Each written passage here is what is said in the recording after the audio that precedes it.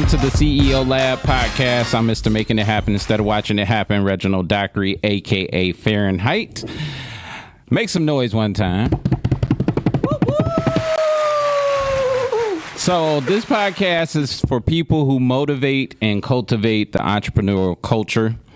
It's called the CEO Lab because we're cooking up all type of business ideas and thoughts, and we're going to share with you a lot of information for if you're trying to get into business, you want to be an entrepreneur, or if you're a current entrepreneur and you're trying to expand your business, scale your business. We're going to have everybody from DJs to bartenders to moguls. We have some things cooking in the works, some Detroit entrepreneurs who are on my dream list of interviewers. So that's going to be pretty cool. But today, this episode is brought to you by the Lecor Lady mobile bartending service and 7 Streams Worldwide, which is a consulting business for businesses. So today we're going to be talking about the bar and restaurant industry pivot during the pandemic. And so with that, I have a very, very, very special guest. She's a friend of mine. Been knowing her forever, one of the best bartenders that I know. So I want you to make some noise and give it up for Erica Kalan, a.k.a. the Lecor Lady. Woo! What's up? Welcome to the show. Hey, thanks for having me. I kind of changed it. I'm not just a bartender anymore, I'm an adult beverage consultant. I like it. It's a little bit deeper than just, bartending. Fair enough. So it does go deep. We're going to talk about a lot of that good stuff because I know, but the people don't know about like just your expansive list of things that you offer. Even sometimes when people think bartender, they think, only adults, but you do stuff for kids too, right? I do. I have actually, that is, even though, again, with it being a multiple bartending service, I actually enjoy doing more so the mocktail events because it drives you to figure out a play on things to make it look like I'm having a drink, but I'm not having a drink. Yeah, I like it. Especially because you have times where, for right now, I'm very transparent with my life. Right now, I'm on punishment, so I can't actually have a drink. But, she makes me some great mocktails that it's like, oh, okay, well, this is almost better than the drink. So yeah, we definitely gonna get into that a little bit. I have to pull up my questions here. So tell the people a little bit about you, yourself, your name. Well, as he said, I go by Erica Kalan for many reasons of disassociation to my last names. Uh-oh. But that's a whole nother topic, whole nother conversation, whole nother podcast. I am born and raised in Detroit. Yeah, D-Town. Oddly enough, the building that we're sitting in, my father actually used to be a bigwig executive up on the top floor in this building. Crazy. 6 degrees of separation. That part every time. Every time. We found that out in Florida, right? I'm pretty much educated through and through. DPS, stand up. Yes, Detroit. Mumford Mustangs, class of 02, celebrating our 20th high school graduation right now. Feeling old, I got to see one of my babies off to his high school prom last night. So, but outside of that, I have, goodness, how long have I been working? I've been working a long time. A long time. Growing up, my dad had a janitorial service. So I literally worked my way up the ranks in regards to servicing the people in a way. So I worked for my dad for his janitorial service while I was in high school. So that was pretty much from 15 to 18. Once I graduated high school, I got a job directly at the Detroit Medical Center. I was with them for another 16 years. And now currently I'm with DTE during the daytime. I'm randomly doing pop-ups and favors at a couple of bars to do favors for friends for a couple of owners when they're short-staffed. And then I have my own mobile bartending service. The goal ultimately is to grow Lecor Lady to being a nationwide brand. much like you got your Cirocs and your Grey Gooses and stuff like that. So Lecor Lady, again, beyond just bartending. Beyond that, it's always beyond. It's always how far can I push it? How big can it be? If this is all I can think it can be, okay, I need to multiply that by 10 because that's what the actual goal is. So that's that for the most part. Nice. Yeah. I appreciate that. So I got a list of questions here, some stuff we might get a little off, but we're just gonna flow. It's a nice little fun atmosphere. What would you say is the most important thing that you learned in life? Don't take time for granted. Nice. Don't take time for granted. So again, total transparency. Grew up in the church background, and with that being said, my mother was hard set on, you can't leave home if you're not married. So I got married at 21. Ooh, early. I got married at 21. And a lot of it I was 22, so I get it. I can relate. A lot of it had to do with because I'm the oldest of my mother's 2 children. Oddly enough, the way it works, I'm the oldest, the middle, and the baby. Okay, we'll come back to that. We'll circle back to that now, explaining how I'm the oldest, the middle, and the baby. So with that being said, in our household, it was myself, my mom, my stepdad, and my younger brother. And she was having separation anxiety my senior year of high school. Mm-hmm. I got accepted into Ohio State, and I'm like, all right, I'm out.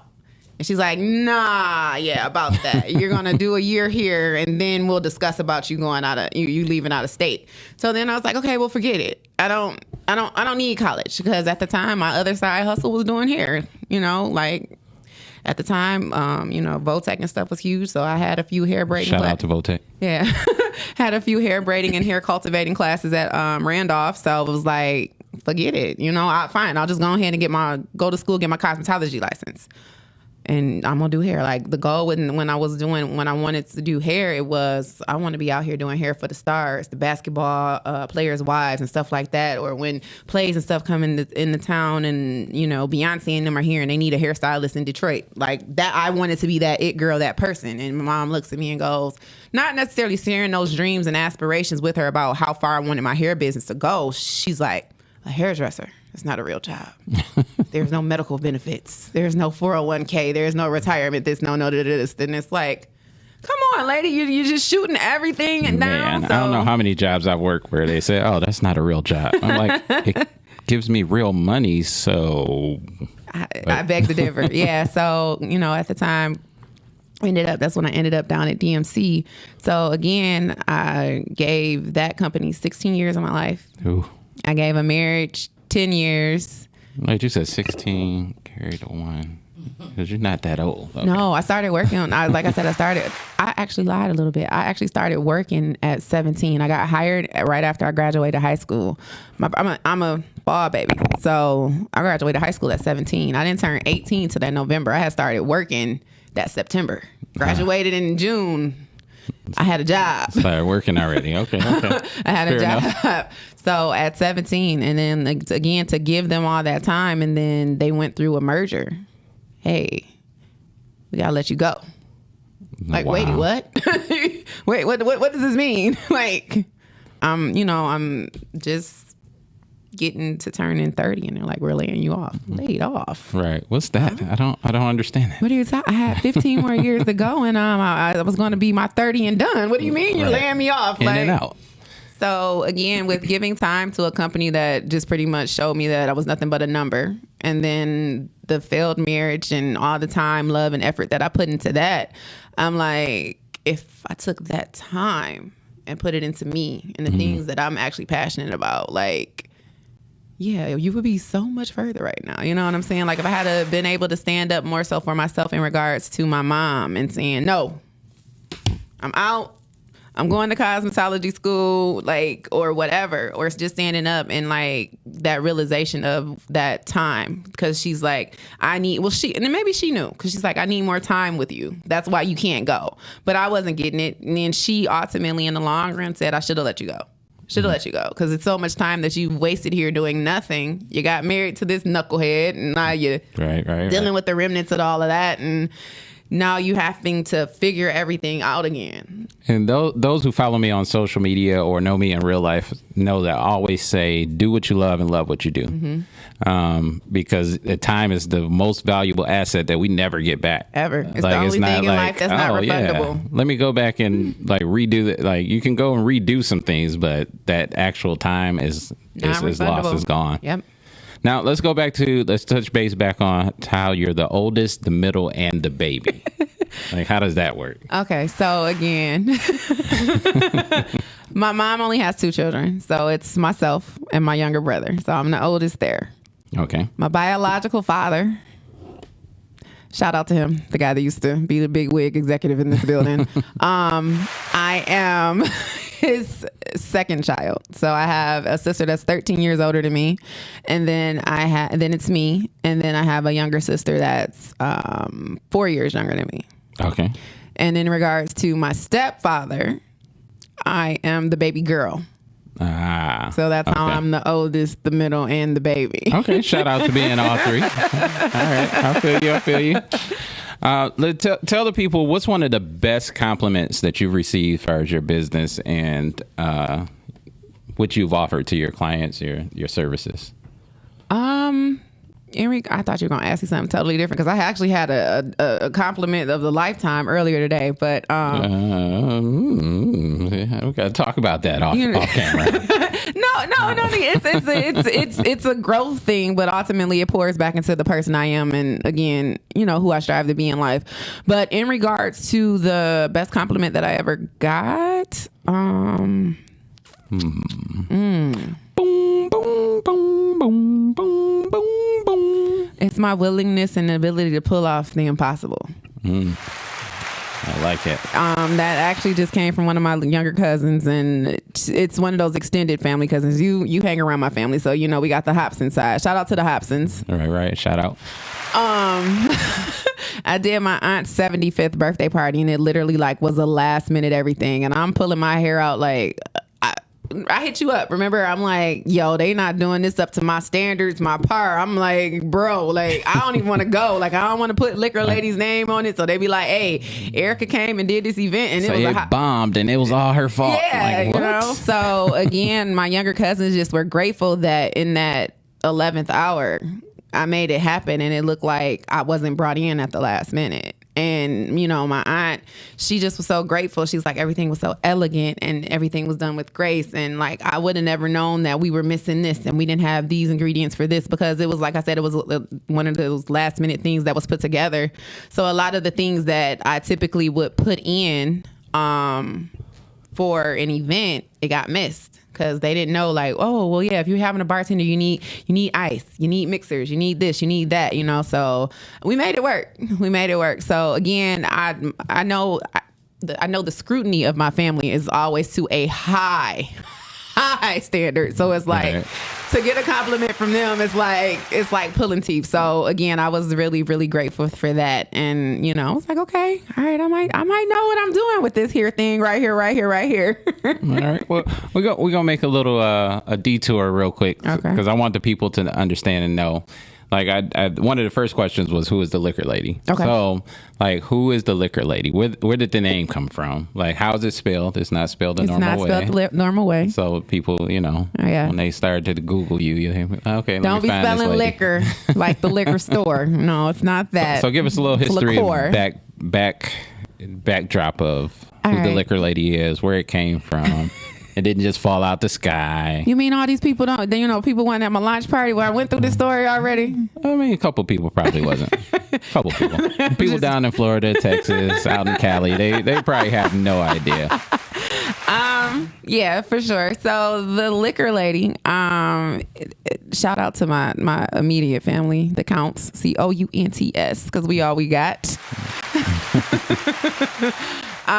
So my grandfather was a big cabaret party type dude. So my mom and them, they would work the coat check and stuff like that and do the little running and stuff like that at the cabarets. So once the grandkids and stuff came along, that translated to, it's always a family party. It's always a party at somebody's house in the basement. So my grandfather passed in 94. He passed in August. that December, because my grandfather was a Christmas baby, that December, my grandfather would always do a huge birthday party for himself on Christmas Eve.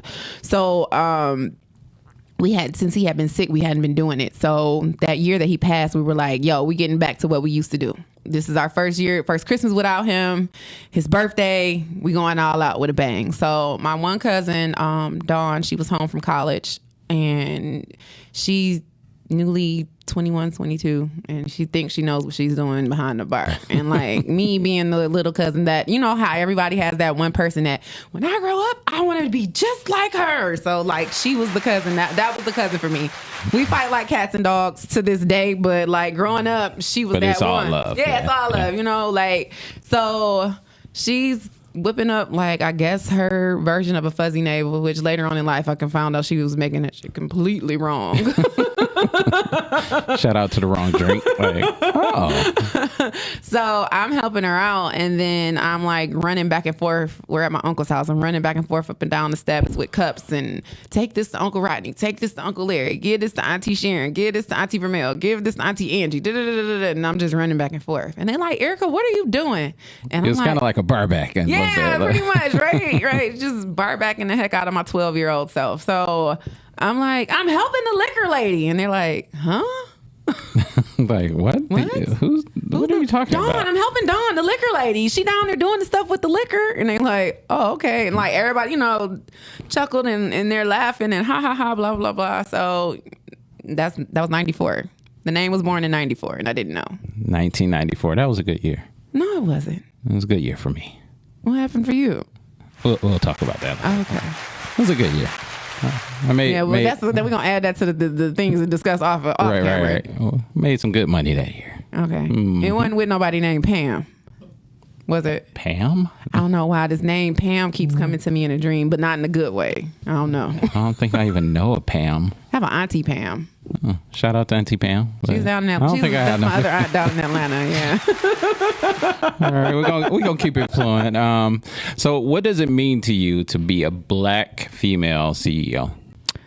It means a lot, because growing up, we didn't have many of those.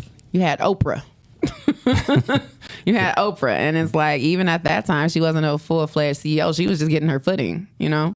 So to be a Black CEO, a Black female CEO, to be a female CEO, to be a woman coming out of Detroit. You know what I'm saying? Like a city that was wrote off years ago.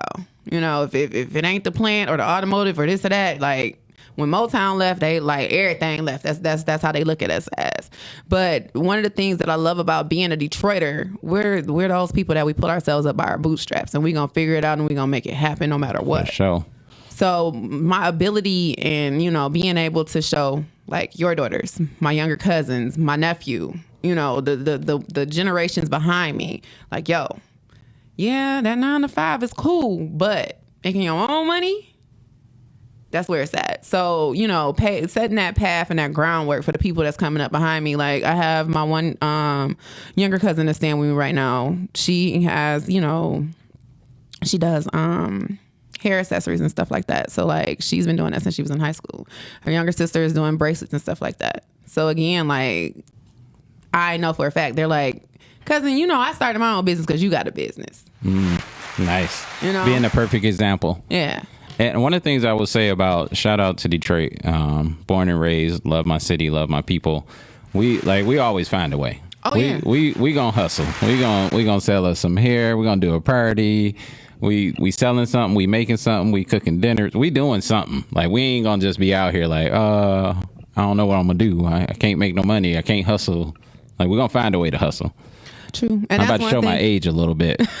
My first hustle was in high school or in elementary school, selling Kool-Aid in the sandwich bag. Sandwich bags with a little sugar in them. Yep, that was my first hustle. And you've been telling business trade secrets to my nephew because, you know, he's out here hustling candy bars at the school lately. Can't be mad at him. Can't be mad at him. Like, where are you getting these candy bars? Where are you getting these candy bars from? You know, like. Right. Buy me a couple candy bars. Go to school and flip them. All right. So I got a, I guess, kind of deep question, but I mean, it's kind of interesting, I should say. If you could have dinner with any 3 people, dead or alive, and serve them some of your delicious cocktails, who would they be? I think some of the people I want to do a dinner with, they might not even be drinkers. Like, let's see. I mean, they may not be, but you know. I can serve them a mocktail though, right? In the ideal world, so it doesn't necessarily have to be an alcoholic beverage, but you having somebody from historic sit down, having dinner, and you're gonna serve them a mocktail or cocktail, and who would those 3 people be? 3 people. And again, remember, dead or alive. So it can be a historic figure. It can be somebody who's, you know, hanging around Detroit right now. You never know. Right. Dame Dash. We had this discussion the other day. Like, again, he is somebody that is kind of semi an enemy in the world, but I love the man's business sense. Absolutely. Shout out to Dame Dash. I love the man's business sense. Dame, if you happen to see this, hear this, we definitely want you on the show. He's one of my dream guest lists. That's my man's. Dame Dash. Langston Hughes. That's for the writer in me. You know, my other passion, my writing and my poetry. So Dame, Langston, and my mama. Gotta have mama there. Shout out to mama. My mama. You got her on your arm right now. I know. So she's now hanging she's out with you. Yeah. So she's Everywhere you everywhere go. I go now. Those would be my 3 because I feel there's like with my mom, I feel that there's so much that she poured a lot into me while she was here, you know, but I feel that there's just a few things that I still needed to pour back into her that I think I didn't give back to her while she was here. Dame, like I said, because I want to pick his brain in regards, because I love his thinking and his thought process in regards to business. And again, he's another one that's always been an advocate about entrepreneurship as well. Absolutely. You know, so like, I remember the one of my favorite interviews with him was at the Breakfast Club. And, you know, him and Envy was just going at it. And he's like, can you leave this radio station to your people? Yes. Yeah, that one. Can you leave this to your kids? And he was like, no, but I make a lot of money. He's like, no, but it's not yours. You don't own it. Yeah. That's like, yep. You got a good point. Yeah. And then, like I said, Langston, just to pick his mind about what was the thought process that went into this writing, you know, or what was the emotion that you invoked to because his work is amazing. So, absolutely. Yeah, those are one of my favorite writers as well. Okay. Shout out to those 3 people. Yeah. Nice. I like it. What's something that people seem to misunderstand about you as a mobile bartender and having a mobile bartending service that's like, you know, okay, I called to hire you and it's like, oh, I'm thinking I'm going to get this, or I think she's going to come and do this. And it's like, nope, that's not quite what we do. Let's see. I don't think I haven't had so much a misunderstanding in a way that they're surprised that I'm like, no, I don't do that. It's more so, I think, how much I offer for the price that you get. Good, great value. Yeah, you know, because it's like, all right, you need a bartender. All right, you got a bar already at the location, or am I bringing a bar? You have a bar? So I guess, yeah, you get that. You have a bar? Like, yeah, I have a full-fledged, full-service bar. Don't need to break out the card table for you? Yeah, you know, I have a full-fledged, full-service bar that if you don't have a standing